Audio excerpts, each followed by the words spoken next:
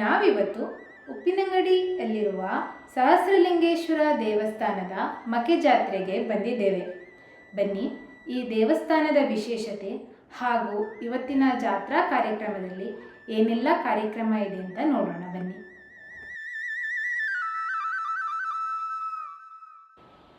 ಈ ದೇವಸ್ಥಾನವು ಸಹಸ್ರಲಿಂಗೇಶ್ವರ ಎಂಬ ಹೆಸರಿನಲ್ಲಿದೆ. ಇದು ಮಹಾಶಿವನ ದೇವಸ್ಥಾನ ಹಾಗೂ ಇಲ್ಲಿ ಮಹಾಕಾಳಿ ದೇವಿಯ ದೇವಸ್ಥಾನವೂ ಇದೆ.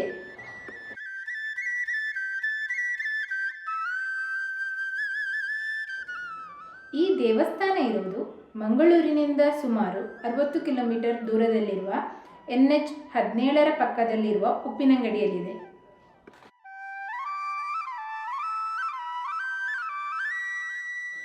ಈ ಸಹಸ್ರಲಿಂಗೇಶ್ವರ ದೇವಸ್ಥಾನವು ದಕ್ಷಿಣ ಭಾರತಾದ್ಯಂತ ಪ್ರಸಿದ್ಧವಾಗಿದೆ ಮತ್ತು ಇದು 2 ನದಿ ದಂಡೆಗಳ ಮೇಲೆ ನಾವು ಸಾವಿರಾರು ಲಿಂಗಗಳನ್ನು ಕಾಣಬಹುದು.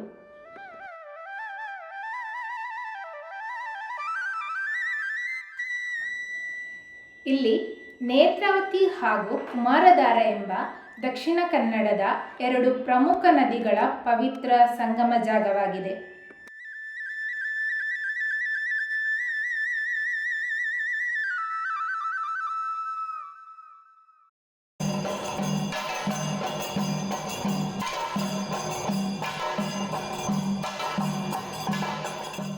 ಈ ದೇವಸ್ಥಾನದ ಇನ್ನೊಂದು ವಿಶೇಷವೇನೆಂದರೆ ಈ ದೇವಸ್ಥಾನವನ್ನು ದಕ್ಷಿಣ ಕಾಶಿ ಅಥವಾ ಗಯಾಪದ ಕ್ಷೇತ್ರ ಎಂದು ಕರೆಯುತ್ತಾರೆ.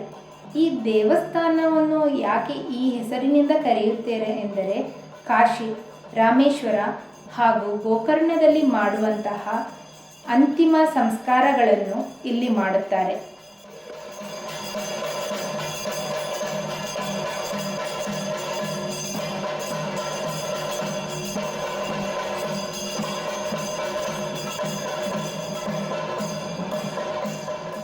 ಇಲ್ಲಿಯ ಇನ್ನೊಂದು ವಿಶೇಷವೇನೆಂದರೆ ವರ್ಷಕ್ಕೆ ಇಲ್ಲಿ 3 ಬಾರಿ ಮಕೆ ಜಾತ್ರೆ ಬರುತ್ತದೆ. ಮೊದಲನೆಯದು ಮಕರ ಸಂಕ್ರಾಂತಿಯ ಹುಣ್ಣಿಮೆಯಂದು, ಇನ್ನೊಂದು ನಡುಮಕೆ, ಇದು ಮಕರದ ಮಾಸದ ಕೃಷ್ಣ ಪಕ್ಷದ ಅಷ್ಟಮಿಯಂದು ಹಾಗೂ ಶಿವರಾತ್ರಿಯಂದು. ಇಲ್ಲಿ ನೇತ್ರಾವತಿ ಹಾಗೂ ಕುಮಾರಧಾರ ನದಿಗಳು ಸಂಗಮವಾಗುವ ಸ್ಥಳದಲ್ಲಿ ಉದ್ಭವಲಿಂಗವಿದ್ದು, ಶಿವರಾತ್ರಿಯ ಸಂದರ್ಭದಲ್ಲಿ ನದಿಯ ಮರಳನ್ನು ಸರಿಸಿ ಉದ್ಭವಲಿಂಗವನ್ನು ಭಕ್ತಾದಿಗಳು ದರ್ಶನಕ್ಕೆ ಅನುವು ಮಾಡಿಕೊಡಲಾಗುತ್ತದೆ.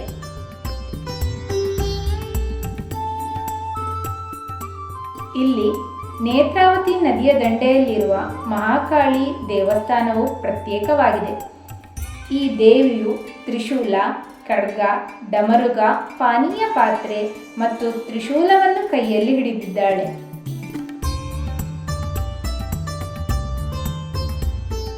ಈ ದೇವಸ್ಥಾನದ ಹಿನ್ನೆಲೆ ಬಗ್ಗೆ ಹೇಳುವುದಾದರೆ, ಸ್ಕಂದ ಪುರಾಣದ ಕಥೆಯ ಪ್ರಕಾರ ರಾಜಸೂಯಾಗದ ಕರ್ತವ್ಯದಲ್ಲಿದ್ದ ಪಾಂಡವರಲ್ಲಿ ಅತ್ಯಂತ ಬಲಶಾಲಿಯಾದ ಭೀಮನನ್ನು ಪುರುಷಮೃಗ ಎಂಬ ದೈತ್ಯಾಕೃತಿಯ ಪ್ರಾಣಿ ದಾಳಿ ಮಾಡಿತು. ಭೀಮಸೇನನು ಪುರುಷಮೃಗದ ಕಬ್ಜೆಯಿಂದ ಪಾರಾಗಲು ನೆಲದ ಮೇಲೆ ಬಂದು ಕೂದಲನ್ನು ಎಸೆದನು. ಅದು ತಕ್ಷಣವೇ ಲಿಂಗವಾಗಿ ಪರಿವರ್ತನೆಗೊಂಡಿತು. ಶಿವನ ಭಕ್ತನಾಗಿದ್ದ ಪುರುಷಮೃಗ ಶಿವನನ್ನು ಪೂಜಿಸಲು ನಿಂತು ಭೀಮನು ಪಾರಾಗುವಂತೆ ಮಾಡಿದನು. ಮೃಗ ಭೀಮನನ್ನು ಹಿಡಿಯುವ ಸಮಯದಲ್ಲಿಯೇ ಭೀಮನು ಒಂದೊಂದಾಗಿ ಕೂದಲನ್ನು ಉದುರಿಸುತ್ತಾ ಹೋಗುತ್ತಿದ್ದನು. ಪ್ರತಿಯೊಂದು ಕೂದಲು ಲಿಂಗವಾಗಿ ಪರಿವರ್ತನೆಗೊಂಡು ಪುರುಷ ಮೃಗನನ್ನು ಪೂಜೆ ಸಲ್ಲಿಸುವಂತೆ ಮಾಡುತ್ತಿತ್ತು. ಈ ರೀತಿಯಾಗಿ ಕೊನೆಯದಾಗಿ ಭೀಮನು ಒಂದಿಷ್ಟು ಕೂದಲನ್ನು ಒಟ್ಟಿಗೆ ಉದುರಿಸಿದಾಗ ಆ ಕೂದಲೆಲ್ಲವೂ ಸಾವಿರಾರು ಲಿಂಗಗಳಾಗಿ ಪರಿವರ್ತನೆಗೊಂಡವು.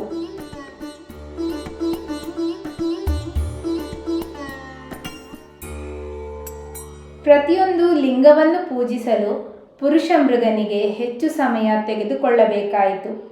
ಇದರಿಂದ ಭೀಮನು ಪಲಾಯನ ಮಾಡಲು ಸುಲಭವಾಯಿತು.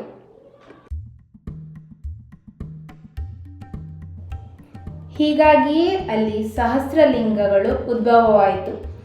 ಇದುವೇ ಈ ದೇವಸ್ಥಾನದ ಹಿನ್ನೆಲೆಯನ್ನು ಸ್ಕಂದ ಪುರಾಣದ ಕಥೆಯ ಪ್ರಕಾರ ಉಲ್ಲೇಖವಾಗಿದೆ.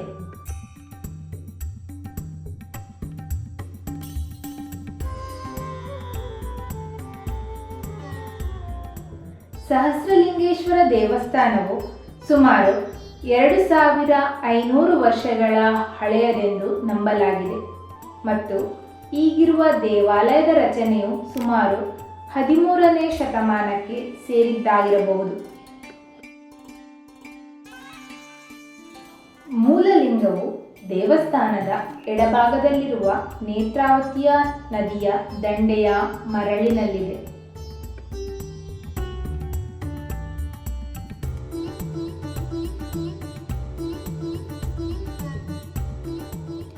ನಂಬಿಕೆಯ ಪ್ರಕಾರ ನೇತ್ರಾವತಿ ನದಿಯು ಭಗವಾನ್ ವಿಷ್ಣುವಿನ 3ನೇ ಅವತಾರವಾದ ವರಾಹನ ಕಣ್ಣೀರಿನಿಂದ ನೇತ್ರಾವತಿ ನದಿಯು ಹುಟ್ಟಿಕೊಂಡಿತು ಎಂದು ನಂಬಲಾಗಿದೆ.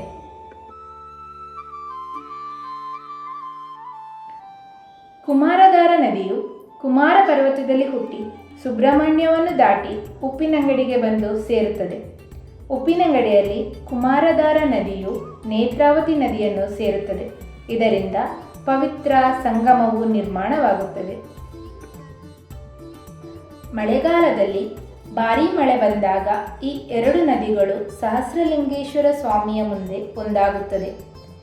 ಈ ಸಮಯವು ಜನರಿಗೆ ಸಂಗಮ ಸ್ನಾನ ಮಾಡಲು ಮತ್ತು ಶಿವನನ್ನು ಪೂಜಿಸಲು ಶುಭ ಸಂದರ್ಭವಾಗಿದೆ.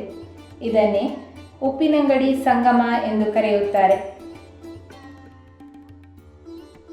ಇಲ್ಲಿ ಮರಣಾಂತರದ ನಂತರ ಶಾಶ್ವತ ಶುದ್ಧತೆ ಮತ್ತು ಮೋಕ್ಷವನ್ನು ಒದಗಿಸುವ ಜಾಗವಾಗಿದೆ.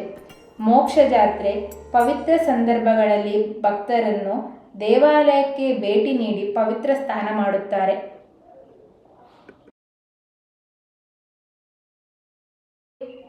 ಈ ದೇವಸ್ಥಾನದಲ್ಲಿ ಇನ್ನೊಂದು ವಿಶೇಷವೇನೆಂದರೆ ಮಕೆ ಜಾತ್ರೆಯ ಸಂದರ್ಭದಲ್ಲಿ ಉಪ್ಪಿನಂಗಡಿ ಬೆಡಿ ತುಂಬ ಅದ್ಧೂರಿಯಾಗಿ ನಡೆಯುತ್ತದೆ.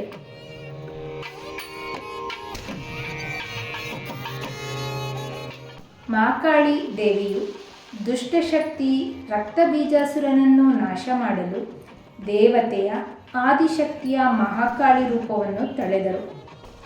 ಈ ದೇವಾಲಯದಲ್ಲಿ ಭಗವಾನ್ ಕಾಲಭೈರವನಿಗೂ ಸ್ಥಾನವಿದೆ.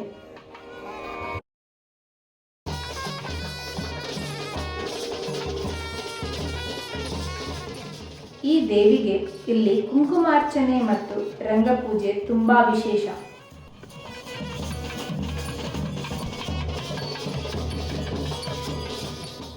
ಇಲ್ಲಿಯ ಇನ್ನೊಂದು ವಿಶೇಷವೇನೆಂದರೆ ಮೆಚ್ಚಿ ನೇಮ.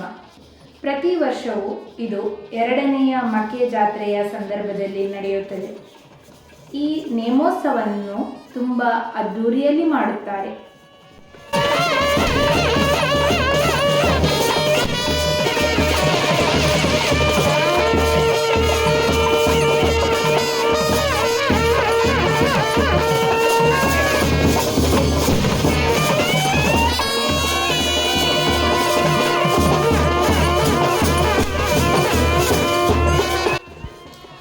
ಉಪ್ಪಿನಂಗಡಿಯಲ್ಲಿ ನಡೆಯುವ ಈ ಜಾತ್ರೆಯನ್ನು ಯಾಕೆ ಮಕೆ ಜಾತ್ರೆ ಅಂತ ಕರೆಯುತ್ತಾರೆ ಅಂದರೆ, ಈ ತುಳು ತಿಂಗಳಲ್ಲಿ ಇದು ಮಾಯಿ ತಿಂಗಳಲ್ಲಿ ಬರುತ್ತೆ. ಅದಕ್ಕೋಸ್ಕರ ಈ ಜಾತ್ರೆಯನ್ನು ಮಕೆ ಜಾತ್ರೆ ಅಂತ ಕರೀತಾರೆ.